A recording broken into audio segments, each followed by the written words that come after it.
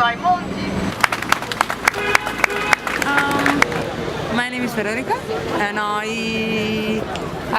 used to be in the anthropology department. I did my PhD in the anthropology department, and now I'm a lecturer in media and communications.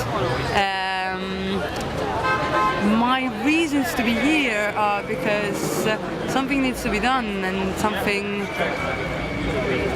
the situation seems to be like getting out of hand in many ways, and I was asked to do the teach-out on the Eurozone crisis, especially together with another friend on the situation in Italy and Greece, and so I came to show my solidarity and to fight for the pensions and to talk about what's happening in Europe, and to hopefully to find ways to find alternatives. That's basically it.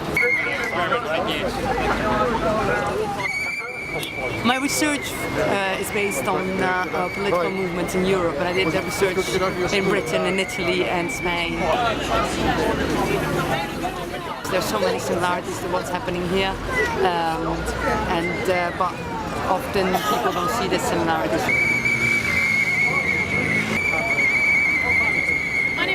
I am the chair of the Unison branch here at Goldsmiths, so I'm here organising our workers on the picket line. We've had quite a good turnout from our workers. A lot of people will have just stayed at home and not coming to work, but a lot of people have come in and actively been on the picket line, talking to people who've tried to come into work, and hopefully turned a few people away and generally taught people a bit more about the trade union and why we're taking the action today, which is obviously all about pensions.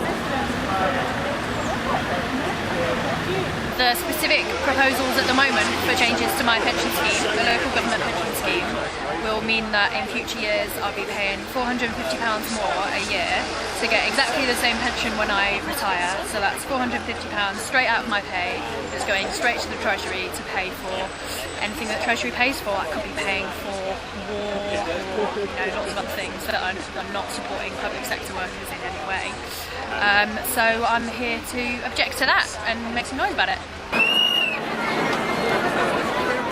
I'll hope to find out the numbers of people who've been out today and the impact it's had across the country. I'll be looking out about what my union releases about that and how the media has reacted to it. I hope there'll be, at least in some media channels, some sympathetic coverage, though that may be quite unlikely.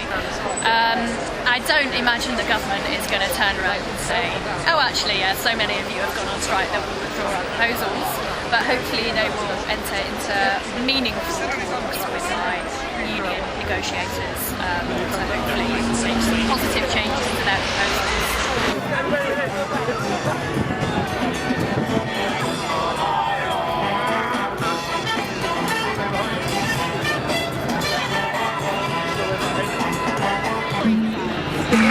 Nobody wants to be on a strike. You all want to be providing the services that you take such pride in.